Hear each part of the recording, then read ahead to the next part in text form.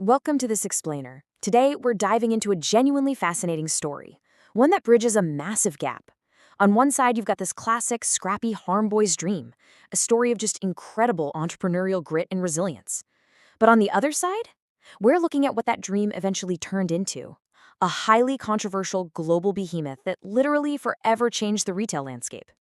We're going to map out exactly how this happened, step by step, right from the historical records. So let's just jump right in. $600 billion. That is Walmart's current annual revenue.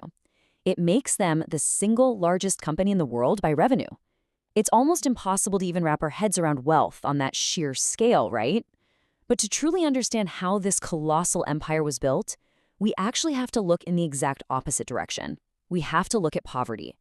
You see, the founder of this $600 billion empire, Sam Walton, grew up during the Great Depression. Back in 1929, his own family's farm actually went under. His dad was desperate for any work just to feed the family, so he had to take a job with an insurance company. And his sole responsibility? Repossessing the defaulted farms of his friends and neighbors. Young Sam watched his dad shut down hundreds of family farms between 1929 and 1931. Seeing hardworking families lose absolutely everything devastated his father, and it instilled a permanent, unshakable drive in Sam. He was determined to make money, and maybe more importantly, he was determined never, ever to waste a single cent. This deep-seated fear of poverty built a relentless work ethic. I mean, from a very young age, Sam was hustling. At just 8 years old, he's out there selling magazine subscriptions, helping his mom deliver milk, even raising rabbits and pigeons for cash. By high school, he wasn't just doing a standard paper route. He actually hired helpers and built a whole delivery business pulling in $4,000 a year. But here's the ironic part. When he got a job as a management trainee at JCPenney in 1940, making $75 a month, his boss threatened to fire him. He hated paperwork, his books were a total mess, and his boss literally told him he simply wasn't cut out for retail. Well, obviously, Sam disagreed. After serving stateside in the military police during World War II, Sam got married. And this proved to be highly advantageous because his new wife, Helen, had a wealthy father. Her dad loaned Sam $20,000. Combine that with $5,000 in savings, and Sam had a $25,000 war chest. So in 1945, at just 27 years old, and having never run a store before, he used that money to buy a struggling Ben Franklin franchise in rural Newport, Arkansas.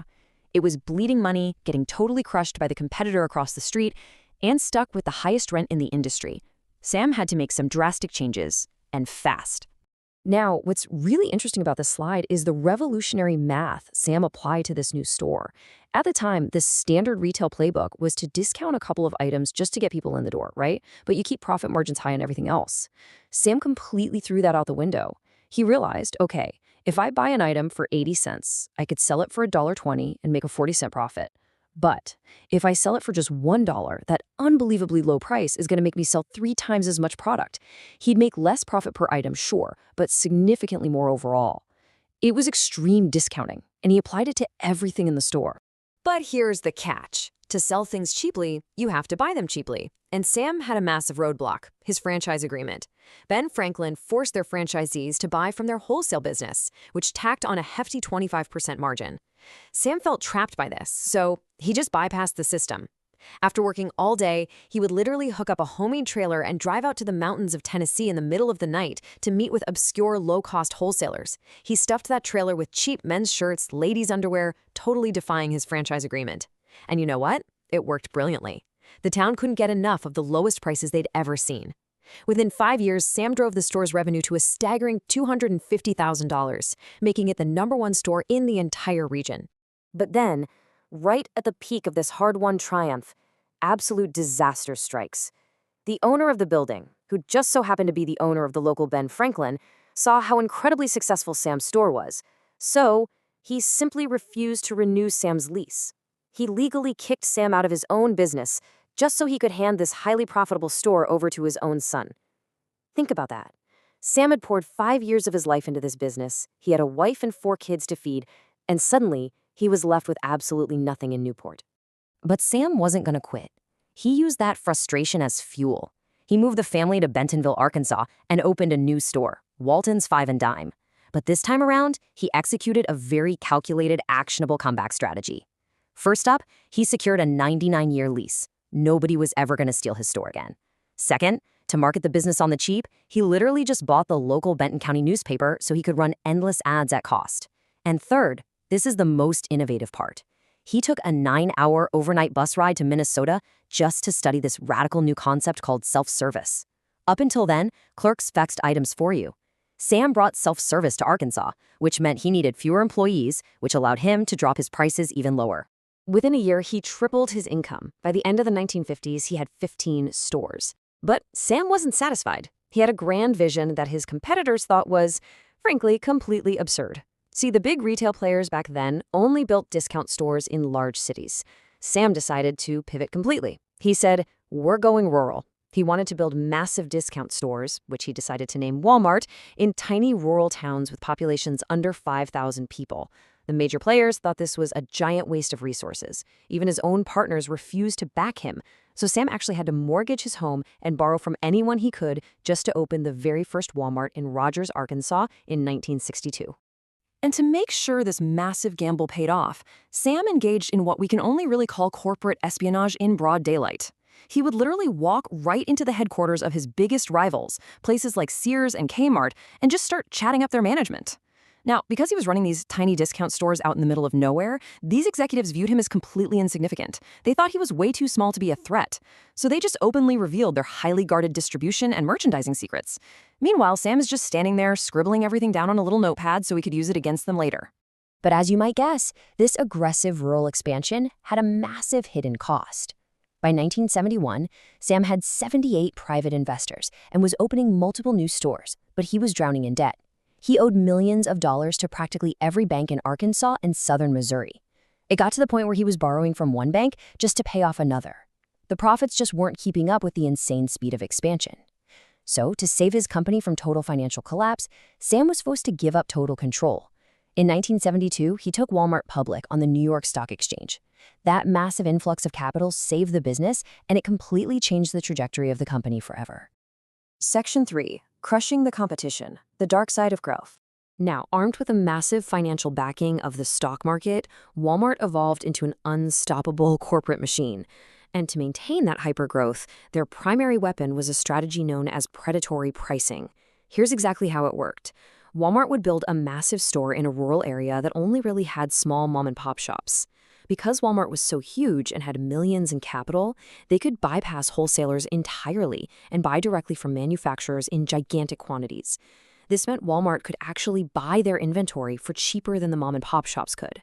Walmart would then turn around and sell those items to the public for less than what the local shops paid just to acquire them. The local stores literally couldn't compete, even if they sold everything at zero profit. Sam Walton never denied doing this, by the way. To him, it was just the ruthless nature of capitalist competition. So the really crucial point here is that Walmart's entire model relied on absolute obsessive cost-cutting. Every single penny saved was a penny they could use to lower prices and squeeze out competitors. They ripped out traditional wooden shelves and replaced them with cheap metal ones.